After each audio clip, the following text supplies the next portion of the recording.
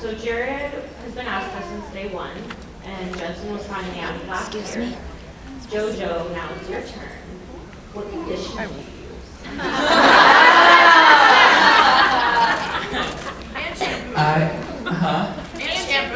Oh, and shampoo? Well, you know what's great is that they're both the same company. I use Nexus. Secret hair tutorials. Yeah, Nexus shampoo and conditioner. Nice. There you go. Thank you. You're very welcome. Nice outfit. Do I look as badass as I feel? Love it. I can't see anything in these. Hi, I'm Judy. I'm from New Hampshire. I just want to say I love the Winchesters. I love that it's coming to a new generation. The finale was amazing. Thank you. So great. I just wanted to know if you guys felt like really, like any pressure of stepping into those roles of Mary and John again. And Jojo, you're just starting a new role. Did you feel weird about joining and starting something new in canon? How that felt for you guys? Yeah, it was definitely challenging. There was definitely a pressure to it because we really wanted to do justice and make sure that John and Mary, there was justice there for the fans. Also, there was so much pressure. Speaking of the finale, I got my license just because I didn't have it, and I got my license just to drive Baby. That was like the first time I really drove over like 30 miles per hour, and it was terrifying. So that alone was just really, really scary. And I like texted Jensen, I was like, if I crash, I'm so sorry. So that was really scary, but also an honor. And like things like that, like those moments I'll never ever forget. And the fact that I even got to drive Baby and act in Baby was just insane. Also, the scene where I have to get out, like I was in the car with Jensen and then they yelled action and he pulls me out of the car, like that was just crazy too. Yeah. He also told me not to hit my head because it's like way lower than you think, and I literally shut the door on my head. And he's like, that's the only advice I gave you. And I was like, I'm sorry. So yeah, that hurt, but it was really cool. So yes, there is an immense pressure for sure, but a really good one and great memories, so yeah. Apparently Jared has like permanent brain damage from Yeah, because he's very tall. Yeah, playing John, my biggest nerves came from, I feel like a lot of people didn't love Jeffrey Dean's portrayal, and then talking to Jeffrey, just kind of hearing how fan reception was for a long time. I was really nervous, because I was also doing something different and didn't really know how that was going to be received. So yeah, I think that's more as I was just like, well, I hope they fuck with it, because this is what it is. So yeah, there was a lot of pressure, for sure. Thank you. Thank you. And when it came to Carlos, I don't know, I was just really excited. I just thought, I mean, yes, there definitely was that pressure about like, oh, I hope that this character is worthy enough of being part of like, you know, all these other beloved characters. And so there was a lot of preparing and time taken into fleshing Carlos out, bringing all these nuances to him, and you know, not just making him like, it's very easy for a character like Carlos to just make him a stereotype and just to fit a mold and such, and I think we did a very good job at just like giving him more substance and some cool stuff, and I'd like to think that people have taken to him well, and that he served well to the story. So yeah, I'm very proud of the work that I've been able to bring and that we've been able to create with the character. So yeah.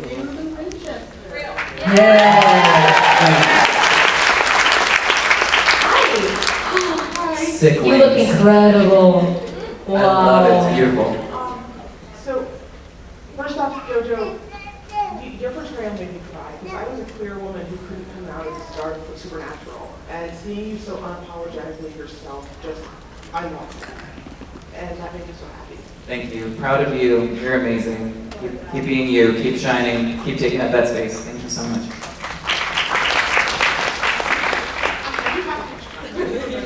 Okay. So you've talked a lot about authenticity, and for all three of you, as you get to the big expansion of fandom and fame that comes with the Supernatural 15 years of fandom, how do you keep yourself grounded in that and have you found any challenges to continue to be yourself as things kind of take off and get big? I think the biggest thing that was really cool is on the pilot, I feel like the four of us, the three of us and Nida, we always were like, if we are struggling with anything or have any issues, or literally anything, like happy, sad, mad, all in between, that we would be there for each other. And it's really become like a true core four where we would just, whether we were by the trailers and crying one day or, you know, having a movie night or whatever it may be, it was like we were really there for each other. So I think no matter what challenges we face or if we're any kind of emotion that we have, like we're really there for each other. And we always do this thing where we put our pinkies like in the center and say eyes on us. So before any big thing that we do, we always say eyes on us because, you know, just staying grounded and staying focused. So yeah. Yeah, I feel like, I don't know, I can't speak for y'all, and I think Meg's a little bit different situation than Jojo and I, but I don't feel any fame, if that makes sense. Outside of when we come here, and it's like people are here for this. But in my day to day, I don't really feel anything different, and I hope I can live in that for the rest of my life because I think it can be overwhelming for sure. Yeah, I feel very similar. I feel kind of similar to Drake in the sense, oh, sorry, there's a baby. I've been watching the whole time, precious. I just, basically, I kind of feel similar to Drake. And if anything, I'm really grateful, and I think Drake has this too, and Meg, you do too. We just have really great friend groups, aside from like, we have each other, but then we also all have like our own like sweet friends that we always go to help us stay grounded, friends that we've known all our lives, our families, whenever we're feeling kind of like unbalanced or kind of like jaded by some things. Something also that Meg made a point of, which is like, you know, always being there for each other. We're also always there for each other in the sense of always holding each other accountable when things kind of go awry or when things are a little tense. We're always just like keeping an eye on each other and like looking out for each other, but it's all, and like, I don't want to say like calling anyone out, but just holding each other accountable, but it's always out of love and it's always out of respect for the other person and because you're looking out for them. And so I'm just grateful for that. So I just feel like there's a naturally already instilled support in our own personal lives and with each other that just like kind of makes it feel great and is healthy. So yeah, that's what I would say to that. Thank you. I'm Charlotte. So I was wondering, I completely stole this question, but if you guys had any bits that you guys do with each other or with your other friends, what are they? I do have examples. If you need examples. Of course, give us an example. Okay, so with Emmy, that was her question by the way. With Emmy, I like to humble her a lot because she thinks she's really funny. Shots fired. But whenever she says pretty much anything ever, I'm just like, boo, tomato. I say tomato. I'm usually the recipient, so I feel you.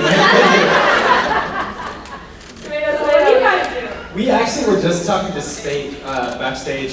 He directed episode 7 and then was in 8, and we watched a lot of like Phil Hartman SNL bits from like back in the day. And Meg and I have a constant like bit now, just as it's been going since we met Spate. And anytime that we make a crowd of people laugh or we make a good joke, we always look at each other and we're always like, dude, text Spate.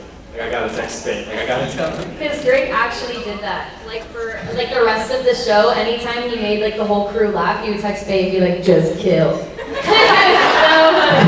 Spade would be like, yay! So that was really good. Yeah, we have a group chat called the Hartman Zone. We'll just send each other bits all the time. Yeah. And then also there was a bit, what was it when I actually messed with the take? Like, sorry guys. Oh my god, yeah. There's a, I forget what the Phil Hartman He only called. just started doing photos of baby. But basically Oh, wow. it's an actor screwing up the take, and they actually did it. Yeah, for real, but the crew is not in on the bit. And So no they were one like, laughed. what is happening? And no one laughed. So I texted Kate and I was like, I just bombed.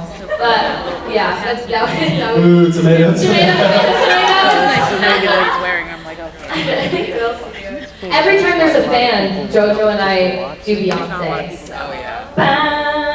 Anytime there's a fan blowing on set when it's like putting out smoke to create the hazy effect, we'll just purposely get in the way of any of the smoke getting out on set. We're just like, no, sorry, we need to have our Beyonce moment. Yeah, also, Meg and I, sometimes the singing bit, we sometimes like to do this like singing bit where we sing like hit songs that people love and we'll go for it, but every time we get to the money note, like the big high note that makes it amazing, we just jump down the octave. Pretty much, huh? I do that now. You do it now? I'm so glad you do. It ruins her day. Oh, damn. This is getting personal. Tomato, tomato, tomato, tomato. Not funny. Every time you do it, if you do it, it's funny. Not funny. Oh my gosh, but yeah, those are some fun bits. Yeah. Thanks. Amazing, Thank you so much. Thank you. Yeah. Hi. Hi. I'm Alice from New Jersey.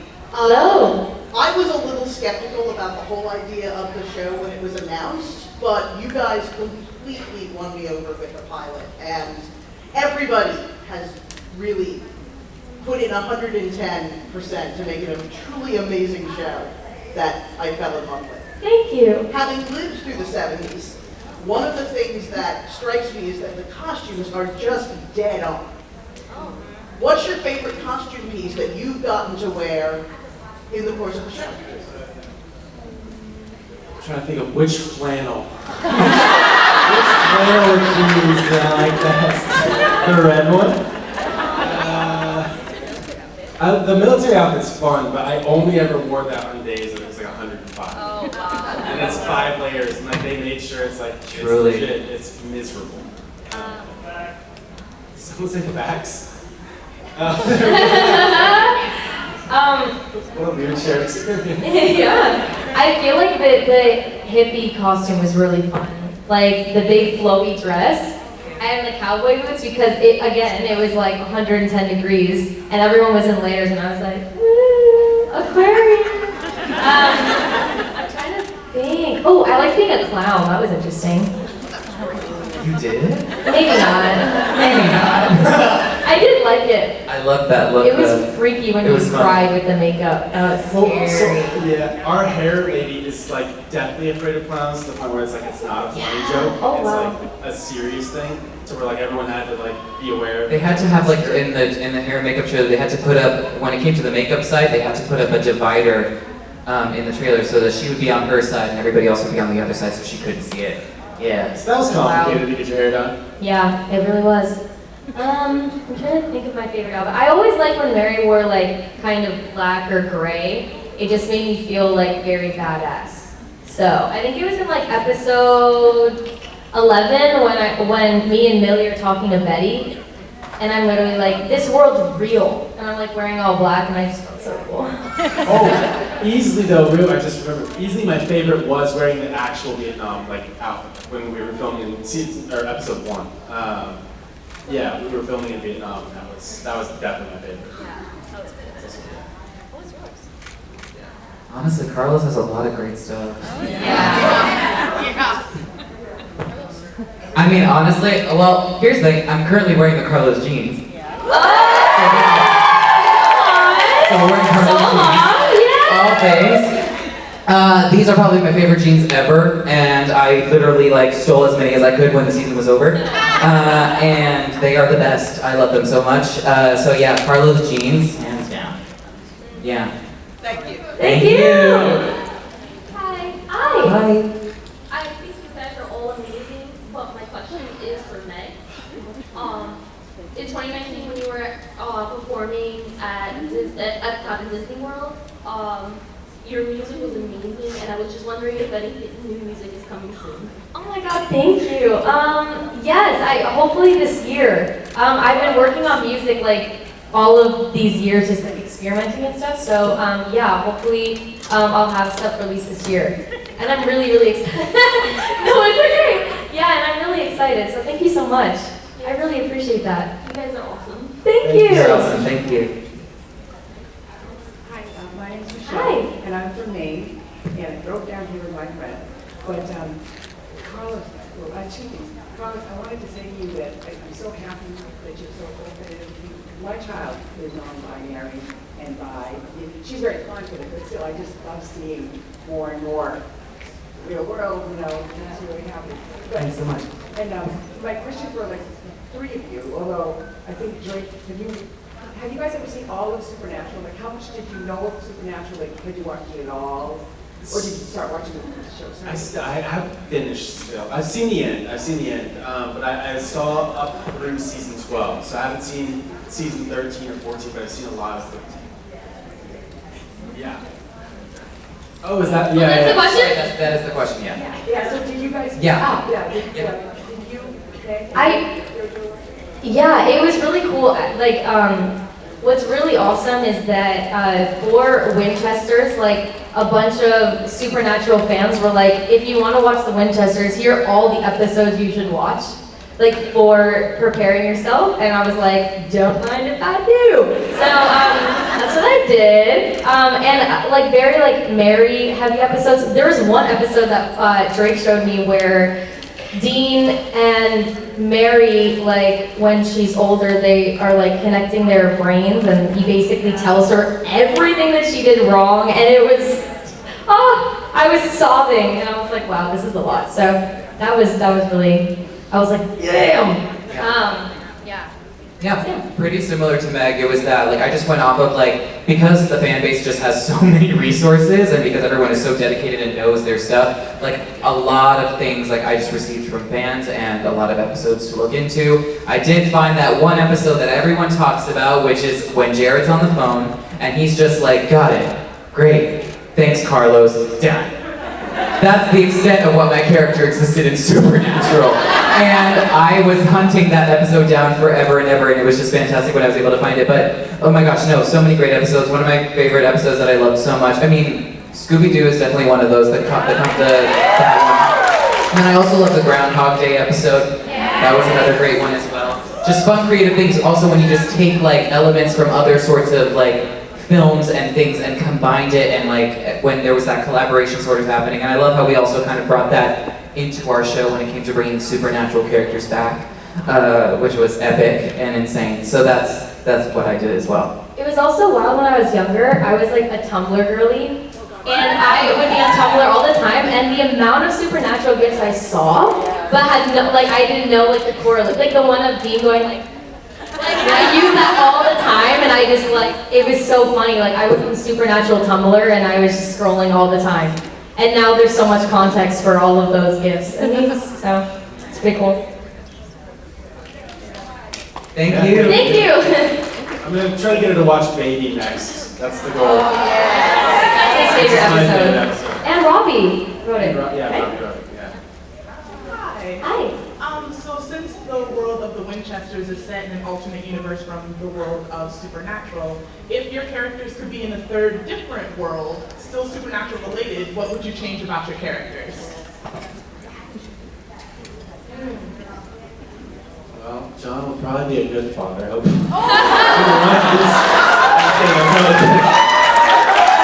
one of those worlds, he's gotta be okay. Period. It was funny too rewatching, because I rewatched when we were filming. I would watch an episode pretty much every night before I would go to bed, or like while I was sleeping, and hoping that it would like soak into my head. And I would always try to like defend, like oh John, he's just so misunderstood, and then he would pop up on screen and do some bullshit, and I'm like, well, yeah, you know.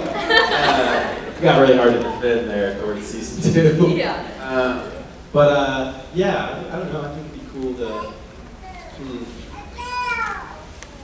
What would I'm gonna stick with just a good time for me. I think Mary would be tall. Just wear like huge stilts and walk around and be taller than John. I think that'd be awesome.